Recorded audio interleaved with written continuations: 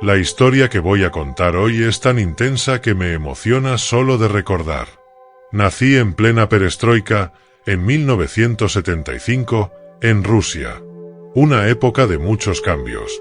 Pero para mí, el cambio más grande vendría mucho más tarde. Mi infancia fue un infierno. Un padre que se decía cristiano, pero en la práctica era un monstruo. Me golpeaba desde que era un niño, usando la Biblia como excusa para la violencia. Con cada puñetazo, con cada grito, mi fe en Dios se desvanecía. Pensé que si Dios existiera, nunca me permitiría sufrir tanto. Hubo una noche, tenía 8 años, cuando mi padre llegó a casa borracho y me dio una paliza tan fuerte que pensé que iba a morir. Mientras me golpeaba, escuchaba a mi madre llorar y rezar en la otra habitación. En ese momento, me sentí completamente solo y abandonado. Así es como crecí, con un corazón lleno de ira y resentimiento. Me convertí en un ateo convencido. Para mí, la vida era solo eso, sufrimiento y dolor. Pero todo eso iba a cambiar de una forma que nunca imaginé. Para mí, la idea de un ser divino benevolente era incompatible con la cruel realidad que experimentaba diariamente. A los 14 años, después de una paliza particularmente brutal, tomé la decisión que cambiaría el curso de mi vida. Me escapé de casa. Con solo unas pocas ropas y el poco dinero que pude reunir, me dirigí a Moscú. En ese momento, no tenía idea de lo que me esperaba, pero sabía que cualquier cosa sería mejor que seguir viviendo en ese infierno. Esta fuga marcó el comienzo de un viaje que me llevaría desde las calles de Moscú hasta el inframundo del crimen, pasando por experiencias cercanas a la muerte y eventualmente a una transformación que nunca podría haber imaginado. Mi historia es un testimonio de cómo una vida marcada por el abuso, la adicción y la desesperación puede ser transformada, y cómo un solo evento puede redefinir todo tu ser. Cuando llegué a Moscú, era un chico asustado de 14 años, sin dinero, sin hogar y sin idea de qué hacer. Las calles de la capital rusa eran un mundo completamente diferente al que yo conocía. El ruido, las multitudes, los edificios imponentes, todo era nuevo y aterrador. Los primeros días, vagaba sin rumbo, durmiendo en callejones y alimentándome de sobras que encontré en basureros. El frío era implacable, penetrando hasta los huesos. Recuerdo una noche en la que, encogido bajo un viaducto, temblaba incontrolablemente, pensando que no sobreviviría hasta el amanecer. Fue entonces cuando un chico de la calle, unos años mayor que yo, me llevó a un edificio abandonado donde un grupo de jóvenes sin hogar había establecido una especie de comunidad. Ahí, por primera vez, sentí que pertenecía a algún lugar. El grupo estaba formado por jóvenes como yo, que habían huido de casa o habían sido expulsados y que se acogieron a pequeños robos, mendicidad y a veces, cosas peores.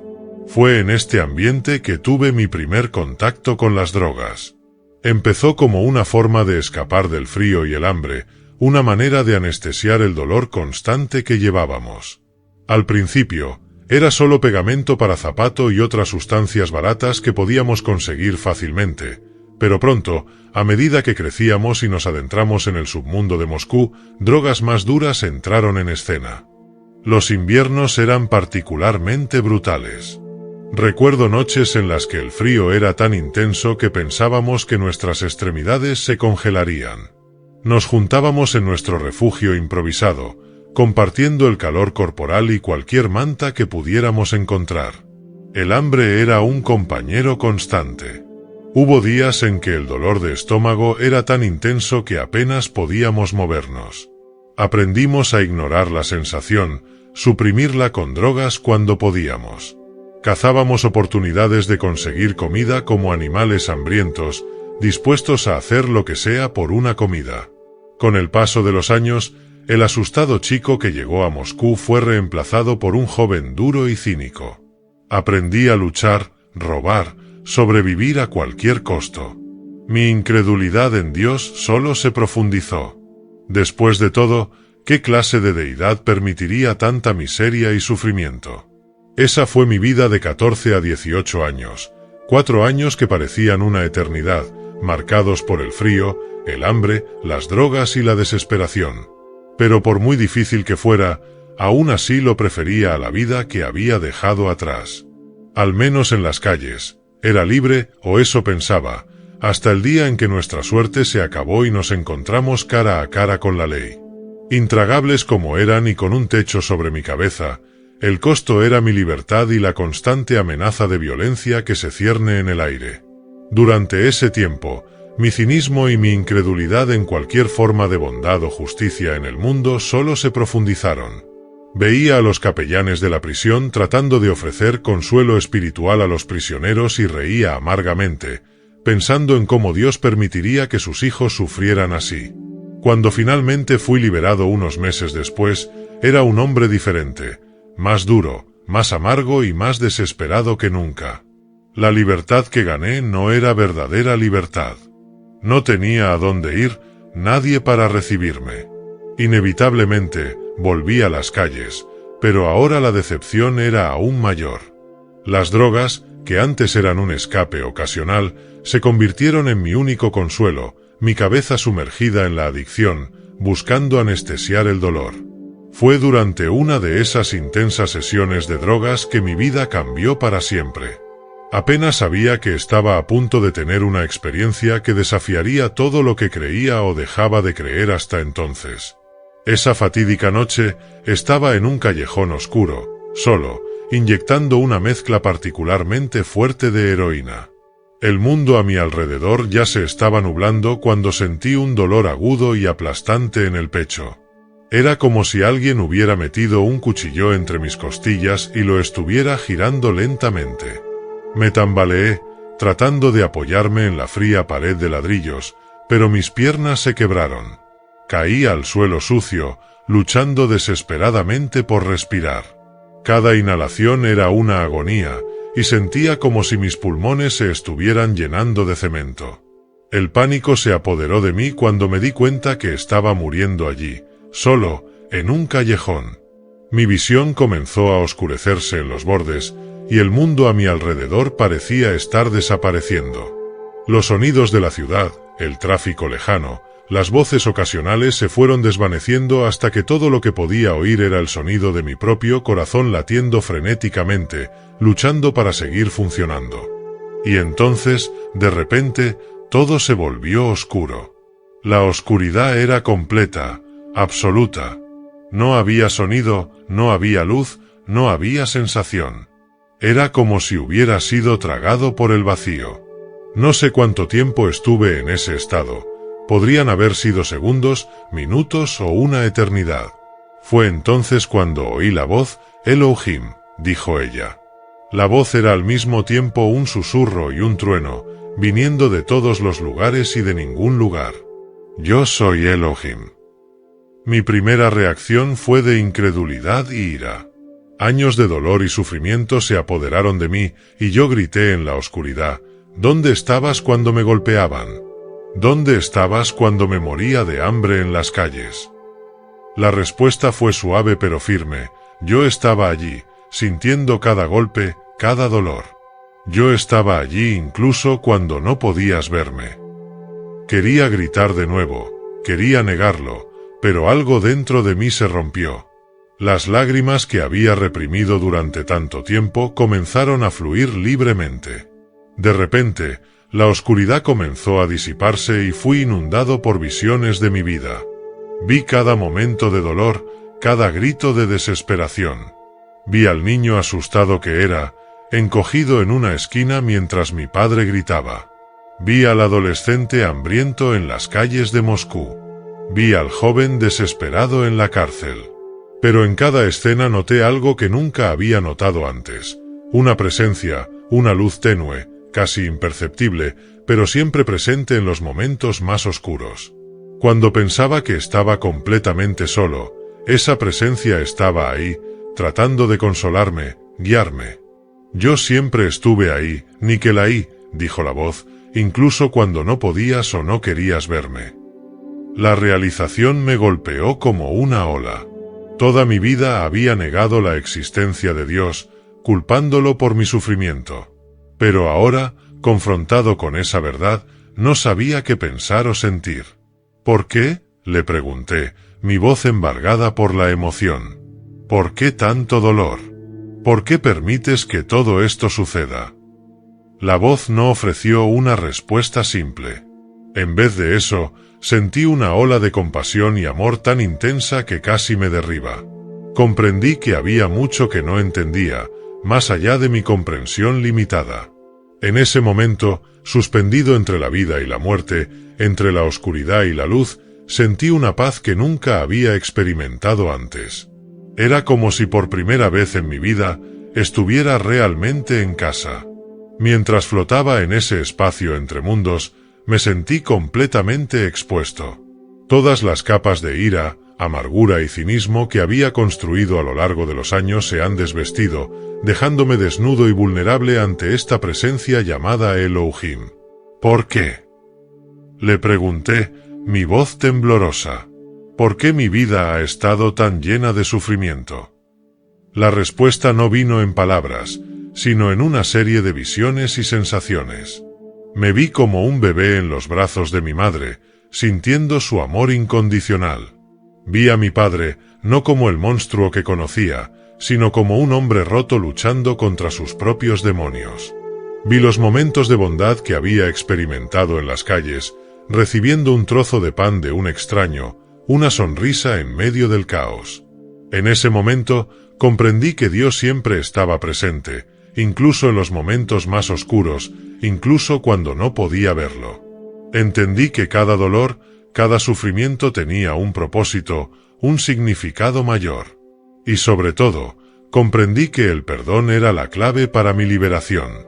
El perdón no era para los demás, sino para mí mismo. Era un camino a la paz, a la curación, al amor incondicional que había experimentado en esa presencia divina.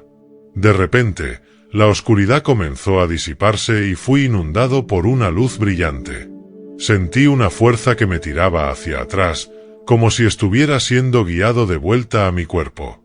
Cuando abrí los ojos, estaba tirado en el mismo callejón sucio donde había colapsado. Una voz femenina, cargada de preocupación, llamaba a mi nombre repetidamente. «Nikolai, Nikolai, por favor despierta». Cuando mi visión finalmente se ajustó, vi una cara familiar inclinada sobre mí. Era Julia, una joven que conocía de las calles. Sus ojos estaban rojos e hinchados, lágrimas corriendo por sus mejillas sucias. «Julia», murmuré, mi voz ronca y débil.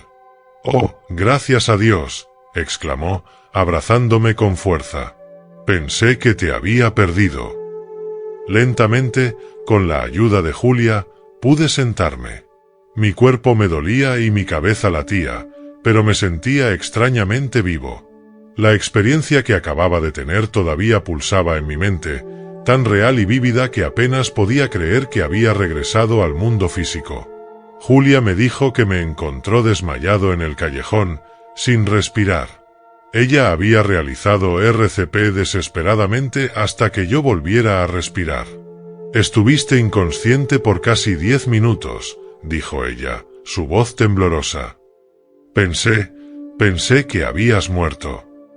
Miré a Julia, realmente la vi por primera vez. Siempre la vi como una alma más perdida en las calles, como yo, pero ahora me doy cuenta de cuánto se preocupaba por ella, cuánto arriesgó para salvarme. Sentí una ola de gratitud inundándome. «Julia», dije, sosteniendo su mano. «Gracias. Salvaste mi vida». En los días siguientes, Julia permaneció a mi lado, ayudándome a recuperarme. Le conté sobre mi experiencia cercana a la muerte, sobre el encuentro con Elohim, sobre la transformación que sentí. Para mi sorpresa, ella no me juzgó o me llamó loco. En lugar de eso, ella escuchó con compasión y apertura. Julia, como descubrí, tenía su propia historia de lucha y redención. Había superado su adicción unos años antes y ahora trabajaba en un refugio local, ayudando a otros a hacer lo mismo. Con su orientación y apoyo, empecé mi propio viaje de recuperación. El camino no fue fácil. La abstinencia de drogas fue brutal, con días de temblores, sudores y alucinaciones. Hubo momentos en los que pensé que no lo conseguiría, que la llamada de la adicción era demasiado fuerte. Pero cada vez que vacilaba, me recordaba la presencia que había sentido, el amor incondicional que había experimentado. Y, por supuesto, tenía a Julia a mi lado, animándome en cada paso. Poco a poco empecé a encontrar un sentido para mi vida. En 1999, 4 años después de mi experiencia cercana a la muerte, Julia y yo nos casamos. Fue una ceremonia sencilla, con solo unos pocos amigos del refugio presentes. Ese mismo año, tomamos una decisión que cambiaría nuestras vidas una vez más. Emigramos a los Estados Unidos. El cambio a un nuevo país fue desafiante. Tuvimos que aprender un nuevo idioma, adaptarnos a una cultura diferente, encontrar nuevos trabajos, pero estábamos juntos y eso lo hacía todo soportable. Era una nueva vida, una nueva oportunidad, y estábamos decididos a aprovecharla al máximo. Mirando hacia atrás, al desesperado joven que era en ese callejón de Moscú, no puedo creer la transformación que ocurrió. El viaje estaba lejos de terminar y todavía había muchos desafíos por delante, pero ahora, por primera vez, me enfrentaba al futuro con esperanza. A pesar de mi profunda experiencia cercana a la muerte y la transformación que desencadenó en mi vida, mi viaje espiritual estuvo lejos de ser simple o lineal. En los años que siguieron a nuestro traslado a los Estados Unidos, me encontré en una batalla interna constante entre la fe y la duda. Mi mente escéptica, moldeada por años de sufrimiento e incredulidad, a menudo luchaba contra la idea de un Dios amoroso que no podía ver o tocar. Había días en que el recuerdo de mi experiencia parecía tan vívido y real que no podía negarlo. Otros días se sentía como un sueño distante, una alucinación inducida por drogas y desesperación. Julia, por otro lado, era una roca de fe y paciencia. Ella había encontrado consuelo en la religión durante su propia recuperación y mantenía una creencia firme e inquebrantable. Sin embargo, para mi alivio, nunca intentó forzarme a creer o juzgarme por mis dudas. En vez de eso, ella estaba siempre a mi lado, una constante y reconfortante presencia. Recuerdo una noche particularmente difícil, unos 2 años después de nuestra llegada a los Estados Unidos. Había tenido un día estresante en el trabajo y estaba luchando contra la voluntad de volver a los viejos hábitos. Sentado en el balcón de nuestro pequeño apartamento, mirando a las estrellas, me sentí abrumado por una ola de duda y miedo. ¿Y si todo eso fue solo una ilusión? Me murmuré a mí mismo. ¿Y si no hay nada más que esta vida? ¿Nada más que dolor y sufrimiento? Julia me encontró allí, no envolviéndome de frío, sino de angustia existencial. Ella no dijo nada, solo se sentó a mi lado y me tomó la mano. Su toque era como un ancla, manteniéndome firme en medio de la tormenta de mis pensamientos. No sé si puedo creer como tú, Julia, finalmente confesé. A veces todo parece tan incierto, tan frágil. Ella sonrió suavemente. Nicolai, la fe no es sobre tener todas las respuestas. Se trata de confiar incluso cuando no lo entendemos todo. Tu viaje es tuyo, y está bien tener dudas. Lo importante es seguir buscando, seguir cuestionando. Sus palabras me tocaron profundamente. Me di cuenta de que estaba cobrando demasiado, esperando una certeza absoluta que tal vez nunca vendría. A partir de ese momento, empecé a ver mi lucha espiritual no como un fracaso sino como parte integral de mi viaje. Empecé a explorar diferentes caminos espirituales, leyendo sobre varias religiones y filosofías. He ido a iglesias, templos y grupos de meditación, y cada uno me ha enseñado algo, añadiendo piezas al rompecabezas de mi comprensión. Con los años, mi relación con la espiritualidad ha evolucionado. No llegué a un punto de fe inquebrantable como Julia, pero encontré una forma de paz con mis dudas. Aprendí a aceptar el misterio, a aceptar que tal vez no podría entender todo con mi mente limitada. Lo que se mantuvo constante fue la sensación de que había algo más grande que yo, algo que había vislumbrado en esa experiencia cercana a la muerte. No podía probar su existencia, No podía nombrarlo o definirlo completamente, pero sentía su presencia en los momentos de quietud, en los actos de bondad, en el amor que compartía con Julia. Esta lucha con la fe, me di cuenta de que no era un obstáculo en mi viaje espiritual, sino el propio viaje. Cada duda, cada pregunta me llevaba a un entendimiento más profundo, no solo de Dios o del universo, sino de mí mismo. Y así, día tras día, continué mi búsqueda, agradecido por la paciencia de Julia, por la libertad de cuestionar y por la misteriosa presencia que, a pesar de todas mis dudas, sentí que guiaba mis pasos. En 2011, 16 años después de mi experiencia cercana a la muerte y 12 años después de nuestro traslado a los Estados Unidos, recibí una noticia que sacudió mi mundo. Recién mi padre estaba gravemente enfermo y no le quedaba mucho tiempo de vida. La noticia vino a través de una llamada telefónica de mi madre. Su voz temblorosa trajo de vuelta un torrente de recuerdos que había enterrado.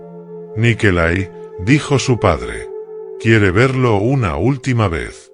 Por favor, ven a casa». Me quedé paralizado, incapaz de responder.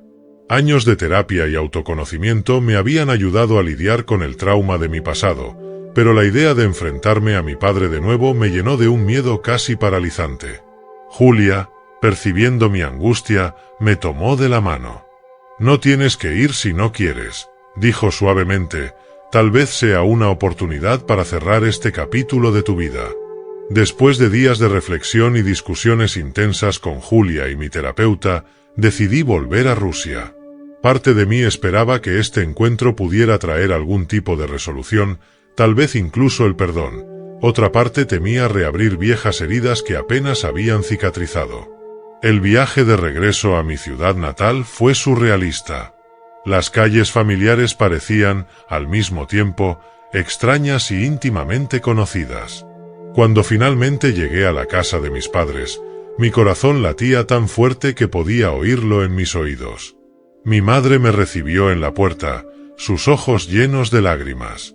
Parecía haber envejecido décadas desde la última vez que la vi. «Oh, Nikolai, Solozo, Abrazendom, Val Vista». La habitación de mi padre estaba arriba. Cada paso en la escalera parecía llevarme atrás en el tiempo, a los años de terror y abuso. Cuando entré en la habitación, vi a mi padre acostado en la cama, una sombra del hombre fuerte e intimidante que recordaba. Sus ojos se abrieron cuando entré y por un momento vi un destello de reconocimiento. Dijo Nikolai, su voz débil. «Veniste». Me senté junto a la cama, sin saber qué decir o hacer. El silencio entre nosotros era pesado, cargado de años de dolor no resuelto. «Lo siento», mi padre finalmente dijo, pero sus palabras sonaron vacías para mí. ¿Cómo unas pocas palabras podrían compensar años de abuso? Intenté encontrar en mí la compasión y el perdón que había aprendido a lo largo de los años, pero descubrí que eran más difíciles de alcanzar de lo que pensaba. Las heridas eran demasiado profundas, el dolor aún muy real. ¿Por qué? Eso es todo lo que pude preguntar. ¿Por qué nos hiciste eso? Mi padre cerró los ojos, pareciendo encogerse aún más en la cama. «No sé», él murmuró. «Estaba perdido, enojado». «Eso no es una excusa». «Sé que no hay excusa». Salí de la habitación sintiéndome vacío. No hubo la reconciliación que tal vez esperaba en secreto, ni la catarsis de gritar todas mis penas, solo un sentimiento de tristeza y pérdida por lo que podría haber sido. Mi madre, siempre la mediadora, intentó unirnos de nuevo en los días que siguieron. Su fe inquebrantable, que antes veía como debilidad, ahora me parecía una fuerza sorprendente, pero también reforzaba mi frustración con la religión que mi padre había usado para justificar sus actos. Volví a los Estados Unidos una semana después. Mi padre sigue vivo, pero nuestras heridas aún están abiertas. El viaje no trajo el cierre que esperaba, pero me hizo darme cuenta de que el perdón es un proceso, no es un evento, y que a veces lo único que podemos hacer es aceptar que algunas heridas nunca sanarán por completo. Esta visita marcó un punto de inflexión en mi viaje espiritual. Me di cuenta que mi lucha no era solo con la fe, sino con el perdón. Cada duda, cada pregunta me llevaba a un entendimiento más profundo, no solo de Dios o del universo, sino de mí mismo. Y así, día tras día, continué mi búsqueda, agradecido por la paciencia de Julia, por la libertad de cuestionar y por la misteriosa presencia que, a pesar de todas mis dudas, sentí que guiaba mis pasos. En 2011, 16 años después de mi experiencia cercana a la muerte y 12 años después de nuestro traslado a los Estados Unidos, recibí una noticia que sacudió mi mundo. Recién mi padre estaba gravemente enfermo y no le quedaba mucho tiempo de vida. La noticia llegó a través de una llamada telefónica de mi madre. Su voz temblorosa trajo de vuelta un torrente de recuerdos que había enterrado. Nikolai dijo, «Tu padre quiere verte una última vez. Por favor, ven a casa». Me quedé paralizado, incapaz de responder. Años de terapia y autoconocimiento me habían ayudado a lidiar con el trauma de mi pasado, pero la idea de enfrentarme a mi padre de nuevo me llenó de un miedo casi paralizante. Julia, percibiendo mi angustia, me tomó de la mano. «No tienes que ir si no quieres», dijo suavemente, «tal vez sea una oportunidad para cerrar este capítulo de tu vida». Después de días de reflexión y discusiones intensas con Julia y mi terapeuta, decidí volver a Rusia. Parte de mí esperaba que este encuentro pudiera traer algún tipo de resolución, tal vez incluso el perdón. Otra parte temía reabrir viejas heridas que apenas habían cicatrizado. El viaje de regreso a mi ciudad natal fue surrealista. Las calles familiares parecían, al mismo tiempo, extrañas y íntimamente conocidas. Cuando finalmente llegué a la casa de mis padres, mi corazón latía tan fuerte que podía oírlo en mis oídos. Mi madre me recibió en la puerta, sus ojos llenos de lágrimas. Parecía haber envejecido décadas desde la última vez que la vi. «Oh, Nikolai, Solozo, Abrazendom, Val Vista». La habitación de mi padre estaba arriba. Cada paso en la escalera parecía llevarme atrás en el tiempo, a los años de terror y abuso. Cuando entré en la habitación, vi a mi padre acostado en la cama, una sombra del hombre fuerte e intimidante que recordaba. Sus ojos se abrieron cuando entré y por un momento vi un destello de reconocimiento. Dijo Nikolai, su voz débil. «Veniste». Me senté junto a la cama, sin saber qué decir o hacer. El silencio entre nosotros era pesado, cargado de años de dolor no resuelto. «Lo siento», mi padre finalmente dijo, pero sus palabras sonaron vacías para mí. ¿Cómo unas pocas palabras podrían compensar años de abuso? Intenté encontrar en mí la compasión y el perdón que había aprendido a lo largo de los años, pero descubrí que eran más difíciles de alcanzar de lo que pensaba. Las heridas eran demasiado profundas, el dolor aún muy real. ¿Por qué? Eso es todo lo que pude preguntar. ¿Por qué nos hiciste eso? Mi padre cerró los ojos, pareciendo encogerse aún más en la cama. «No lo sé», murmuró. Estaba perdido, enojado. Eso no es una excusa. Sé que no hay excusa. Salí de la habitación sintiéndome vacío. No hubo la reconciliación que tal vez esperaba en secreto, ni la catarsis de gritar todas mis penas, solo un sentimiento de tristeza y pérdida por lo que podría haber sido. Mi madre, siempre la mediadora, intentó unirnos de nuevo en los días que siguieron. Su fe inquebrantable, que antes veía como debilidad, ahora me parecía una fuerza sorprendente, pero también reforzaba mi frustración con la religión que mi padre había usado para justificar sus actos. Volví a los Estados Unidos una semana después. Mi padre sigue vivo, pero nuestras heridas aún están abiertas. El viaje no trajo el cierre que esperaba, pero me hizo darme cuenta de que el perdón es un proceso, no es un evento, y que a veces lo único que podemos hacer es aceptar que algunas heridas nunca sanarán por completo. Esta visita marcó un punto de inflexión en mi viaje espiritual. Me di cuenta que mi lucha no era solo con la fe, sino con el perdón. No solo de mi padre, sino de mí mismo, y que ese sería un largo y continuo camino por el que tendría que caminar. En los años que siguieron a la visita a mi padre moribundo, mi vida siguió un ritmo relativamente estable.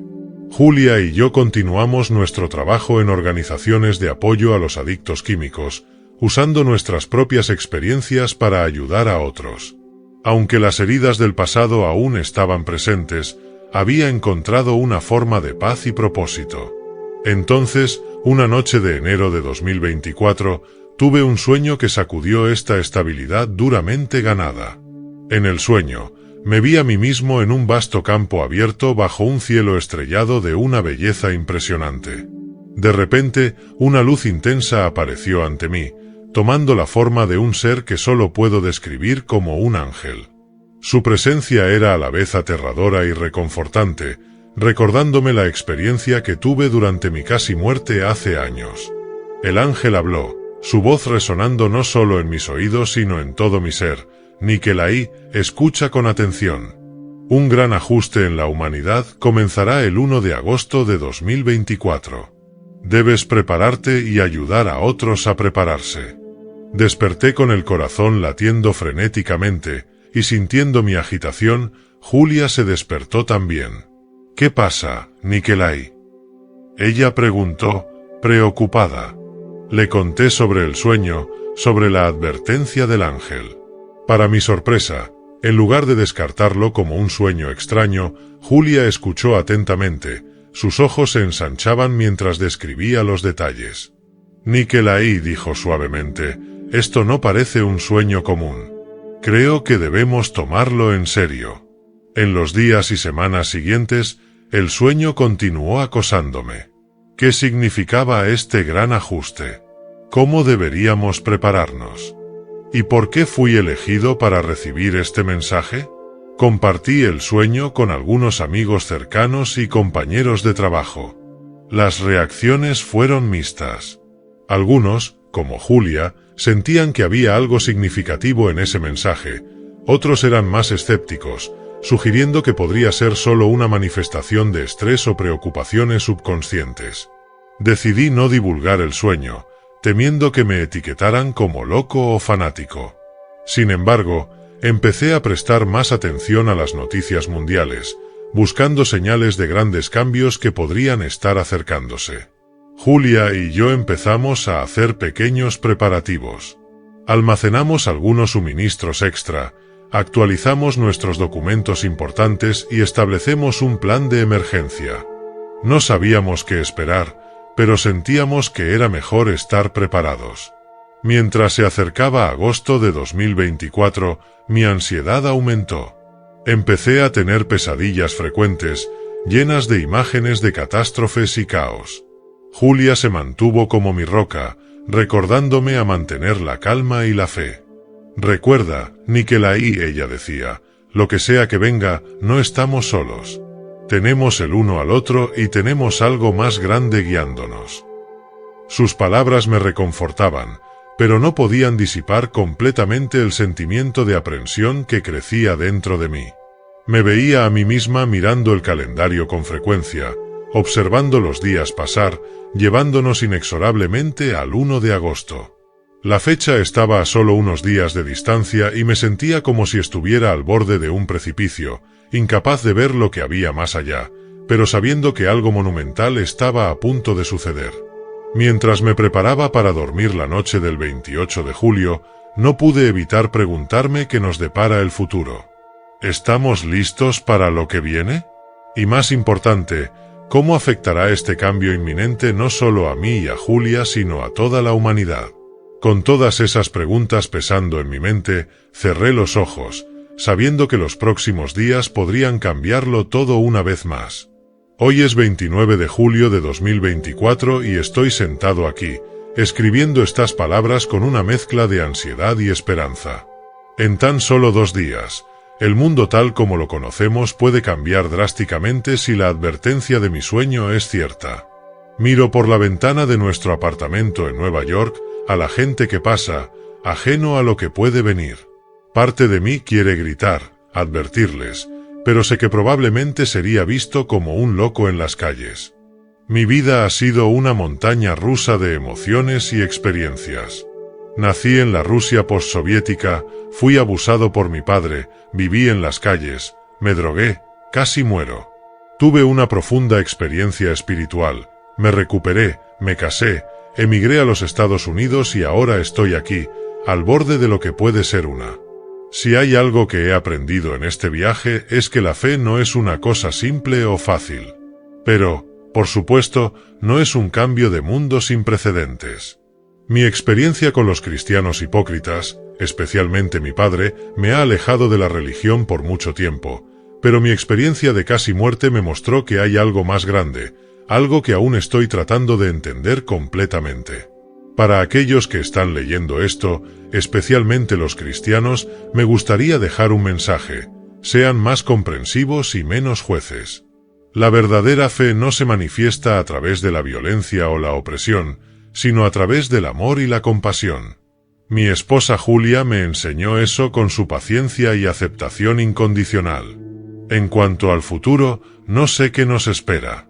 Puede ser que el gran ajuste mencionado en mi sueño sea algo físico, una catástrofe natural tal vez, o puede ser un cambio más sutil, una transformación en la conciencia colectiva de la humanidad. Sea lo que sea, creo que la clave para enfrentarlo está en la unidad, la empatía y el amor mutuo. Estoy agradecido de que me hayas dado la oportunidad de compartir mi historia. Espero que de alguna manera pueda inspirar a otros a buscar la redención por su cuenta, no importa lo difícil que sea, y espero que sean los desafíos que el futuro nos presente, podemos enfrentarlos juntos con coraje y compasión. Para aquellos que están leyendo esto después del 1 de agosto de 2024, espero que encuentren un mundo mejor, más unido y compasivo. Si los cambios previstos realmente sucedieron, recuerden que cada uno de nosotros tiene un papel que desempeñar en la construcción de un futuro mejor. Y si no hubiera pasado nada, bueno, también sería una valiosa lección sobre la fe, sobre las expectativas, sobre cómo lidiar con la incertidumbre. Independientemente de lo que suceda, creo que lo importante es cómo vivimos día tras día, cómo nos tratamos y cómo enfrentamos los desafíos personales y colectivos. Termino esta narración con un sentimiento de paz, a pesar de la incertidumbre que se cierne sobre el aire. Julia está a mi lado. Su presencia es un recordatorio constante del poder del amor y la resistencia humana. Juntos, enfrentaremos lo que venga. Para todos los que leyeron mi historia, gracias por escucharme. Que podamos encontrar la luz en la oscuridad, la esperanza en la desesperación y el amor en medio del caos. El futuro es incierto, pero mientras nos tengamos unos a otros siempre habrá razón para la esperanza. ¿Qué te parece esta historia increíble? Deja tu opinión en los comentarios. No olvides suscribirte al canal y activar la campana de notificaciones para que te avise cada nuevo vídeo. Gracias por mirar hasta el final. Si quieres seguir conociendo otros relatos como este, haz clic en este vídeo que está apareciendo ahora en tu pantalla.